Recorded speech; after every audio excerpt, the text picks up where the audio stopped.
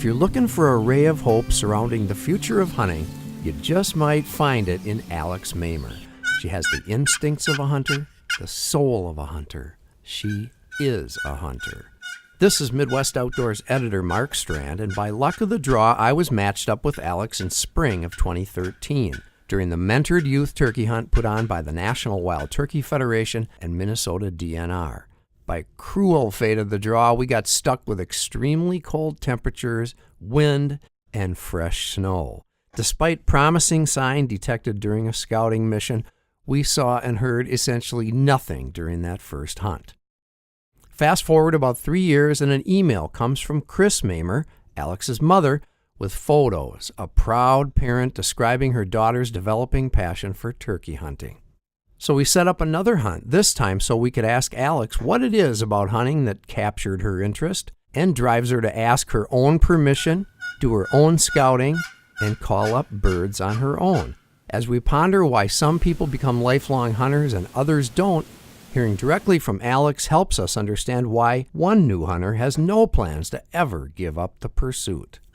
Plus, it's a chance to hear somebody who's really good on a box call. We hunted about half a day run-and-gun style, with a few bird encounters but no shot opportunities. Then decided to sit in a blind in a small patch of grass right out in a newly planted cornfield that we know turkeys like to use.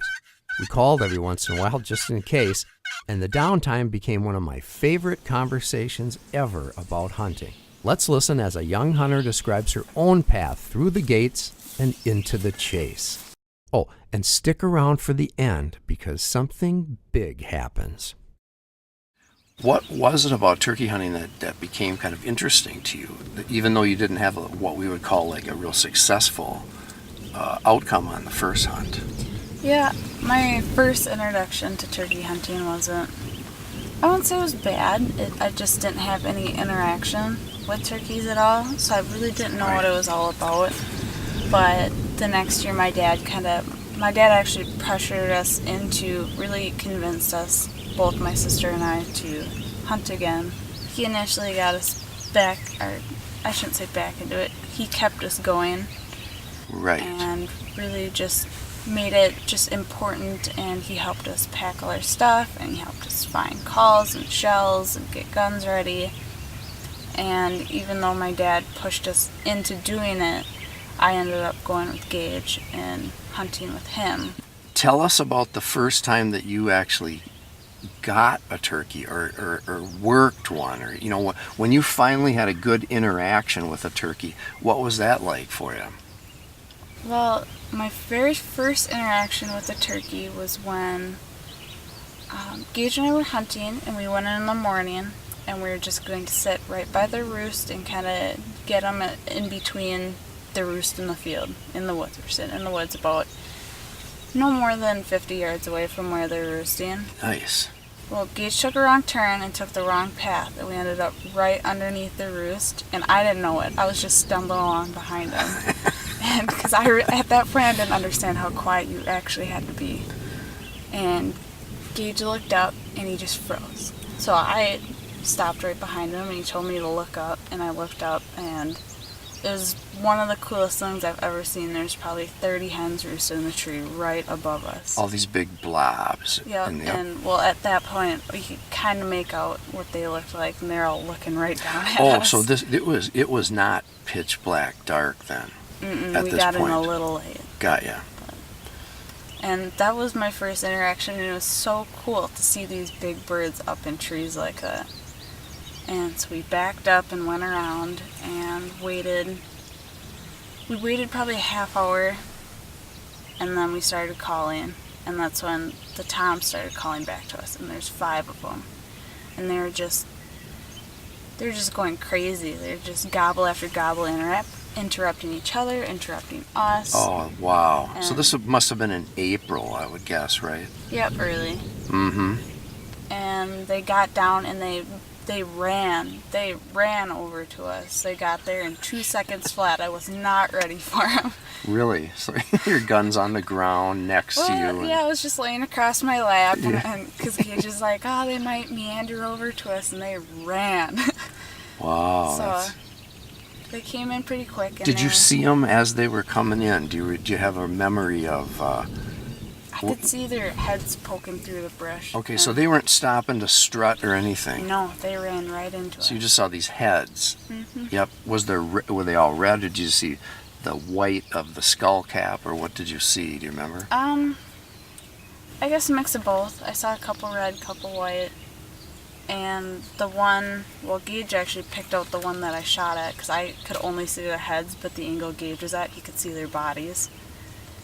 And so he talked to me about which one I should aim at. Okay. And then he made a call, so they all stood up real tall. And I shot right over the top of it. Oh, that's that one. Yep. That was going to be your first, that was your almost first one. Yep, and it was a gun I borrowed, so I didn't quite know how to work it. So I turned to take a second shot and was expecting a pump action, but it's a semi-auto, so didn't quite get a second shot off. Oh, that's okay. So you were trying to pump it, probably, right? Mm-hmm. So that was my first interaction. Dang. So But it was just, the entire morning was just so crazy all at once, and it was, well, it was probably, we were talking to him en route for about an hour, probably 45 minutes. Before they flew down. Yeah, okay. Before they flew down. And then they were there within 2 minutes.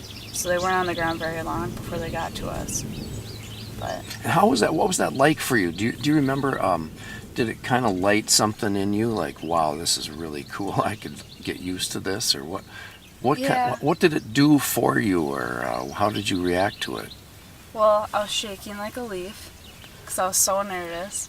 And I was just excited. And as soon as they popped into view, it was just kind of, I don't know how to describe it. It was just, I've never seen one that close before, and just to watch them interact was amazing. And especially since they're gobbling and they're just kind of just bickering with each other and all fired up, so. Did you see them strutting, that first group? I couldn't see, Gage said the back two were strutting, but I couldn't see them from where I was sitting. Yep. So they ran over to us from roost, and they were about 20 yards away, and that's where they stopped and kind of hung out because they couldn't really see our decoy. They were trying to figure out where the hen was. So they stopped there, and that's when I took a shot on one of them. You kind of took it from there, didn't you? I mean, you got really into turkey hunting then, didn't you? Yeah. After that, I mean, if I didn't see anything, it'd be hard to get up the next morning. I mean, there's no motivation there. But after experiencing that, and it gets your heart going a little bit, so Yeah. I just wanted that again, and obviously the goal was to eventually shoot a turkey, but just the experience and watching them. Tell us about the first turkey that you got. First turkey I got, Gage and I had been hunting for a couple weeks without any luck, and Wow. we were hunting down in Camp Falls area, and we came back to my house, and we heard one gobbling in the woods close to my house. So we ran down there, and So where you live is out in the country, and you have turkeys kind of right there. yeah, That's pretty cool. so we went down there and ended up, it was really excited, so Gage was calling to it, and it was calling right back, and we could hear it getting closer. And it crossed the field edge that lined up with the pasture, and it just kind of stopped, and it kept gobbling, and it was just almost consecutively gobbling. And at that point, Gage stopped calling to it, so it was just trying to get a reaction back. And then Gage actually had to help support my gun because I was shaking so bad. Oh, really? Yeah. You tried to bring it up, and it was Yeah. shaking around. Yeah. This is an exciting sport for you, isn't it? Turkey hunting. But you don't hunt only turkeys, right? Tell us what else you like to hunt for. I go deer hunting with my mom, and that's kind of our family thing that we do. All my sisters do it, my grandpa does it, my cousins and uncle do it. So it's just kind of more like a family get-together than anything. We do deer hunt, and we are serious about it, but... And your mom is much more of a deer hunter than your dad is. Is that yeah. right? My Wow, mom that's cool. My dad has deer hunted in the past, but he kind of stopped. I don't know, he just kind of wasn't as into it. But my mom really, that's kind of, she calls it her time of the year. Is that where right? She just gets to be her, and that's her thing. You're naturally interested in hunting, is what I think. Is that true? I mean, you kind of grew up out in the countryside, and you're used to being outside. And is hunting something that naturally you were drawn to, or what did it take for you, in other words, to get into it and kind of stick with hunting? I have always thought that hunting, you have to have a certain level of natural wanting to do it. I think that you're just born, it's part of your personality. But like my family all hunts, so I grew up around it, so it really pushed me into it. Yep. But then, for example, a friend of mine I know, he loves hunting and fishing, but no one in his family knows anything about it. So I do think that you start with something. You are the person in your family that really got into turkey hunting, though, right? Yes. Yeah. And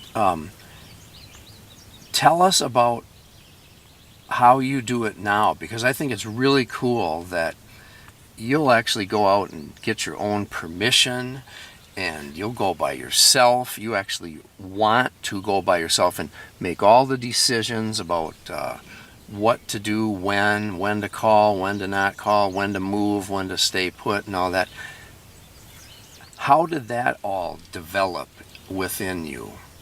Well, the first 2 years, it's weird because turkey hunting is the only thing I've ever I want to do it on my own. I want to do it by myself. It's the only thing I've been really driven to do individually. Why do you think that is? Turkey hunting is my favorite type of hunting, so I think it's just, I'm the most passionate about it. I care the most about turkey hunting versus anything else. I just it's fun, I'll do it, but not passionate about it. So I think that it's the first 2 years I hunted with Gage, and that was fine, and it was fun, and I loved going with them. But I got to the point where I wanted to prove to myself that I could do it on my own with no other interactions, no outside help. So the first year I did it, it was fun, and I really liked it. I wasn't successful, but I had birds close, and my favorite thing about hunting by myself is that it's kind of whenever I missed a bird or there's a missed opportunity, I almost felt like I let Gage down because he worked so hard to get me that opportunity. Yeah. So when I was on my own, I didn't let anyone down, and every decision I made was for myself, and every mistake I made, I did myself, and it only reflected on me. So it was just kind of like, I messed up, but oh well, I made that decision, so what can I do? I'll just have to change it for next time. So what is do you do a lot of thinking when you're out there hunting turkeys? You seem really observant, and you're trying to pile up a bunch of experiences to really learn about the birds, but kind of talk about that. Like, how much thinking do you do when you're out there? How much of a learning process is it for you, and how do you kind of build on that? What's your approach to that? I think watching turkeys interact with each other is a major learning experience. You really see what they do and what they respond to and how they act naturally around each other. And I do think about different things when I'm hunting. I mean, I think about, well, what if I called a different way, or what if I sat over there, or what if I got here earlier, or is it because it's a not so nice day that it's affecting their patterns? Just different things like that. Or where are they eating, where are they strutting, where are they going to get drinks, where the water source is, because they need food and water. Those are basic things. So there's 3 things: the roost, where they drink, and where they eat. So in between there, where can I sit that they're going to be most attracted to, where they're going to want to deviate from their path. Cool. So you find yourself thinking about these things? And do you write stuff down, or do you just try to remember it, or what is your strategy for learning on an ongoing basis? I don't write anything down. I just kind of, it's almost like I just build on top of ideas. Like, I'll learn something, but I'll tweak it after I learn something else. Like, oh, this strategy is a little better than what I already knew, so I'll try that, and I'll just build on top of what I already know. Walking through the woods in the dark by yourself in the morning, you just have no fear of that, or is that a factor at all when you're hunting by yourself? I wouldn't say it's a factor. I'll do it. I'll definitely do it. And I did it every morning during A season. But it's not my favorite. And I always get a little scared walking through the woods. And, well, like I mentioned earlier, as soon as I sit down, I'm safe. It feels better than when you're actually a little more walking through the grounded, woods. Yeah. It could be interpreted as a sexist question, but I think it's a valid question, because I know a lot of girls and women who are interested in going turkey hunting, but I don't know a whole lot of other girls who are willing to or confident about walking into the woods by themselves in the pitch black. So what is it about you that allows you to do that, do you think? I don't know. I've always pushed myself to almost prove that I can do anything I put my mind to. So I wanted to shoot a bird on my own. I wanted to turkey hunt, and if it meant walking through the woods in the dark, that's what I was gonna do. And I grew up in the country, so I'm not really afraid of it. It's just right. more of like, nighttime's just naturally humans are more afraid of dark because we don't have the best eyesight. Can't see very well. Yeah, right. So that's just a natural instinct you feel. But rationally, I know that the odds of a coyote attacking me, which is probably the only logical thing, is very, very slim. So logically, I know I'm safe and nothing's really going to hurt me. But there's still that fear. What, in your opinion, are the keys to helping girls and women feel more excited about hunting, feel more welcome to the club, what it would take to get a lot more Alexes out there on the landscape going hunting? Well, the thing that's different about turkey hunting is you really don't need much equipment for it. It's light equipment. I mean, the heaviest thing is a blind. It's not like you have to back a boat in the water. It's just very different than deer hunting. There's a lot that goes into it. Whereas turkey hunting, I mean, I have a vest with all my stuff in it, and that's just what I grab, a vest and a gun. Yeah, and right. So it's a very simple way of hunting, and I think turkey hunting would actually be one of the easier sports to get girls into because it's just very simple to do. I mean, obviously the turkey hunting itself, knowing the different things, that's something you learn over time, and I'm still learning definitely, but just the basics of it is very easy to grasp. How about calling? How have you learned how to call turkeys? How much do you practice? That kind of thing. Well, I started with the box call you gave me. That's for the and you still magic have hunt. that, and you still and use it. I still have it, and I still use it. And it's even a little worn out. But it's very easy to use. I think it's easier, definitely a lot easier to use than a goose call or a duck call.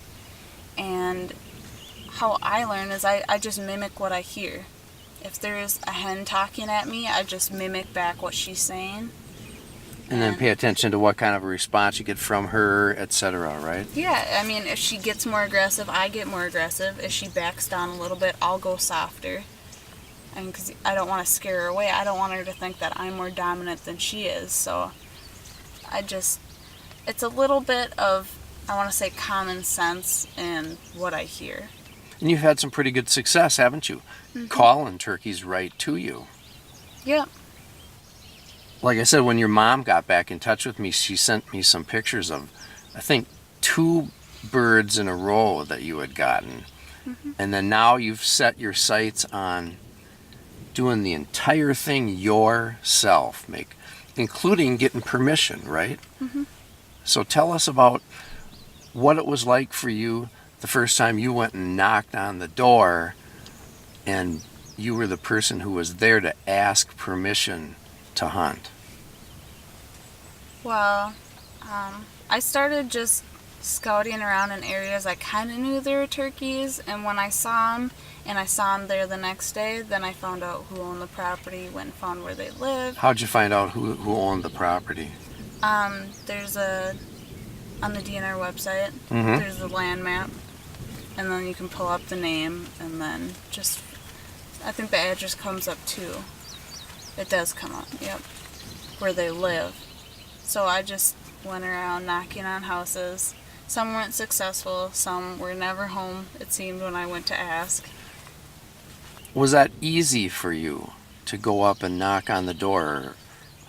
Did you feel anxious as you were on your way up there to talk to them, or what? Yeah, I was very nervous. I'm not a person that will just approach someone and just start a conversation. I mean, in You're a certain counter puncher when it comes to talking. Yeah. Yep.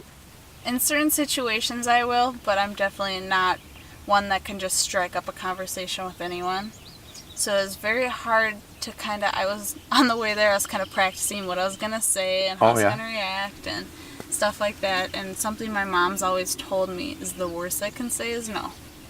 And that's it. They can say no, and then you move on and ask the next person. So I just I asked a few people. I actually called a guy that was in Florida, wintering in Florida, and I hunted on his property that he let me really? hunt. So you got him on the phone while he was down in Florida, Mm-hmm. and got him to say yes, so you had permission for that property. Yep. That is so cool. And then how about scouting? You set your sights on scouting these properties by yourself. What is your approach to scouting? I actually don't go out in the woods. I'll sit in my car when I'm scouting, just because I just want as little human interaction with the birds as possible when I do it. So I'll go and sit in my car with binoculars and just watch them and see where they go, what direction they're going, what time they head back to roost, what time they get off roost, how talkative they are, how many they are, and just kind of in general, like, what they're up to. So you put in a lot of time at that, don't you? Mm-hmm. I did a lot before I hunted this past season, watching birds. And it didn't work out in my favor, but it doesn't always work. Do you think that this is just something that you're going to do now forever, and not just turkey hunting, but other types of hunting? Are you a hunter? Do you think of yourself as a hunter? It's definitely not something I could give up. When I got a concussion 2 years ago and the doctor told me I couldn't hunt for a season, and it just made me sad, because I missed out on deer hunting, I missed out on deer hunting with my family, and then waterfowl hunting with Gage, and I also go with my dad. So just those experiences, they mean the world to me, and they're one of the joys in my life. So it was a real bummer when I didn't get to do it that year. So I don't see myself ever quitting. I mean, there might be some seasons where I only get out once, but I don't think I could ever completely give it up. Because what do you get out of it?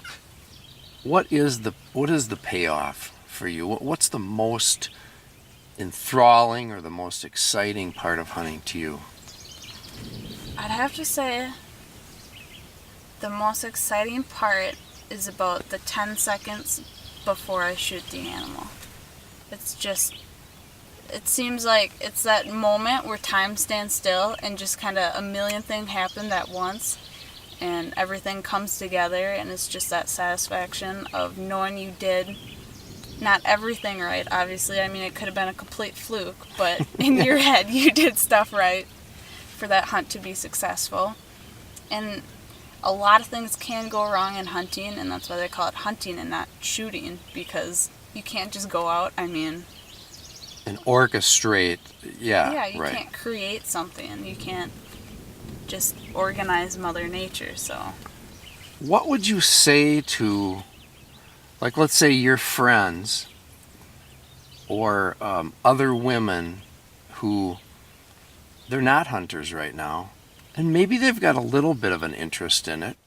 What would you tell them about getting started, or what do you say to them when when the topic comes up?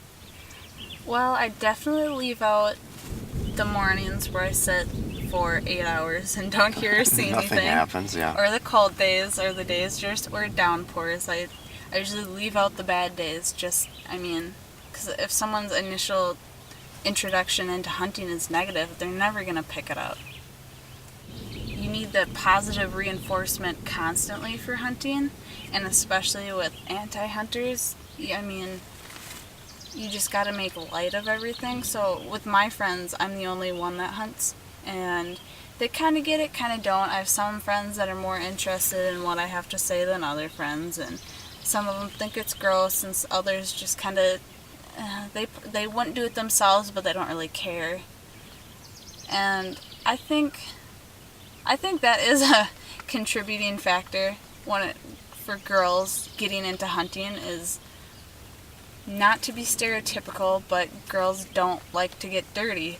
Like, they're not just going to go roll in the dirt. And, yeah, I know and what they you mean. especially don't want to clean a turkey. Not many girls will do that, and it's not a stereotype. I think of it more as a fact, because out of my friends, probably maybe only one of them will actually do it, and that's a big maybe. So I just want to have hope that, and not just girls, but also boys and men who haven't, that there will be an upsurge at some point in interest in hunting. Do you think that that's possible? I think it is. Especially, if you think about it, out of my friends, I'm the only one that hunts, but I'm still an influence on them. So, if I really convinced one of them, like, hey, do you want to come with me? You can just sit in the blind with me or whatever, and maybe got them interested that way, just as an observer.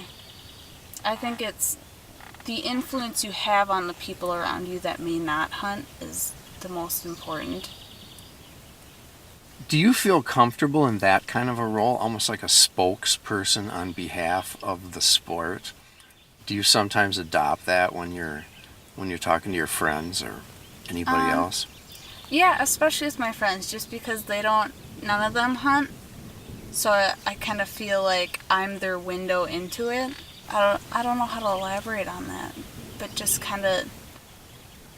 So you do find yourself sometimes trying to describe it to them, or trying to tell them how cool it is or how exciting it is. So you do some of that. Yeah, I do tell them about all my hunts, and I tell them about turkey hunting. I keep the details to a minimum, just because in my experience I've learned that people don't want to know what the wind direction is. They don't want to know that what the turkey did minute by minute as it was walking in. Like, you just kind of gloss over the details and just kind of summarize the hunt for them, so it keeps it quick, so it keeps them still interested and not bored out of their mind by the story. Because only people that hunt are interested in the details. That is such a great observation, and you're absolutely right. And perhaps if you pick up on one of them wanting to know more details, maybe that's your cue that, well, this person is interested in. Yeah, obviously if they ask questions, I'll answer them, but I usually keep my information to a minimum. Yeah, I think that makes sense. So what else? Now, what didn't I ask you about that you'd like to tell us about your interest in hunting? I guess one of the things I think about a lot, and my dad has said it over the years just kind of as teasing, but how many people got up at 3 o'clock and drove down here and are sitting in a patch of grass waiting for turkeys to come by? Like, realistically, how many people are doing that? Yeah, So right. I individually got to experience that, whereas I could be sleeping right now and missing out on all of this. So that's kind of the one thing that drives my outdoor interest, is how many people get to experience this and how many people don't even have the opportunity to see all this. And a lot of people don't, and so I'm very fortunate that I do, and I take advantage of that, and I like doing it, and I'm glad I got the chance to. That is so cool. And by the way, we are still hunting right now, even though we are doing this. And have you been keeping an eye on the field while we've been talking? I've been looking out here. You told me that the first one you shot fairly long time after you could have shot, because you were so enjoying watching this turkey. Is that right? Obviously, that's the main goal, is to shoot a bird, but I love watching them. I could sit out there without a gun and just watch them. And it was kind of up on a hill, and I could see it, and it was gobbling, gobbling, gobbling constantly. And then it was strutting, it was popping in and out of strut. And then that's when it saw the decoy, so it was kind of meandering over there, and it was kind of like bumping up to the decoy, and then gauges in my ear the whole time, because it was never outside of 35 yards. Oh, wow. Yep. This whole time. So he was in my ear the whole time. Alex, shoot, shoot, shoot. So he was trying to get me to shoot it the whole time, but it was very cool to watch, because it wasn't my first close encounter with a bird, but it was one of the first. And that was the first year not the first year I was hunting, the first year I had interactions with birds. So I was still fairly new to this, and every opportunity I just go starry-eyed, and because it's just cool, and I wasn't over that cool factor yet. You're not at all fixated on making a kill, are you? To think of it as an enjoyable experience or a successful hunt. No. It seems to me that people should all hunt for their own reasons and hunt on their own terms. Just like everyone has a different way to do it, they have their different things that they enjoy about it. Some people can go, I know people who sit in the woods and deer hunt, but they just like sitting out there. They may not see a deer the whole season. For 6 years, right? But they just like sitting out there. Or Gage goes down to a deer camp, and only a handful of them actually go and hunt, but it's the social aspect of it. That's kind of how it is with my family. We hunt as a family, and we hang out as a family. So it's an experience and time with my grandpa and my great uncle that I probably wouldn't have otherwise without it. Yeah, so you go out there maybe in the beginning in order to join them on something that they are interested in, and then you might discover that you like it too. Mm-hmm. But it might not be for the same reasons that they like it, right? Mm-hmm. Well, my great uncle can't hunt anymore, but my grandpa, he'll always put one of his grandchildren on the stand before he'll go sit up there, just because he's been there, done that. So he would rather see us shoot a deer than... He's at the passing it on stage, right? Mm-hmm. I mean, he'll still shoot one, but I don't think he shot one for over 3 years. It's been a while, and the one he did shoot, it was on accident. Well, not shooting it on accident, but he wasn't actually hunting. He wasn't prepared. Oh, it was an opportunity hunting. that just showed up, you mean, unexpectedly. Okay. Yeah. Let everybody find what they might find out of hunting and be happy with it. Because it is a lot of work, and there are challenging times, like the first year we went and it was cold and snowing and we didn't hear a thing. But I mean, I still enjoyed it because it got me into it, and now it's my favorite thing. So the mentored hunt did help you discover this sport. I don't think I would have got into it without it. I might have, but I mean, I don't know, because I did meet Gage and start dating him, and he turkey hunts every year. So I mean, he might have gotten me into it, right. without the mentored hunt. But I mean, I might have said like, no, I don't do that. Like, you go on your own. So you don't know. It's cool stuff. Yeah, it really is a good sport. You see something? Right up there. It's Really? it's really close. Can you shoot it right now? If you can shoot it right now, go ahead.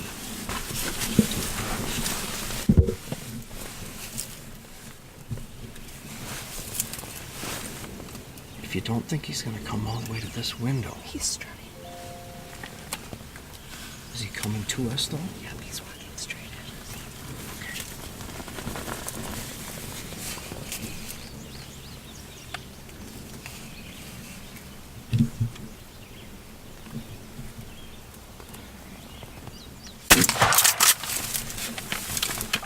Shoot him again. Shoot him again. Oh my god. One more time. As soon as his head disappears, we're going to go after him. He's still looking at us right now. Alright, he's over the hill. Let's go. It happens to every turkey hunter, and it's happened to me more than once. We looked for this gobbler for a very long time, but could not recover it. Let he or she who has never missed one cast the first stone. All in all, it was a memorable day and quite the hunt. Well, Alex, it has been so much fun to catch up with you again, and I appreciate you taking time to share your story with us and your life in hunting. So can we check in with you from time to time and hear your latest stories in some detail? Yeah, definitely.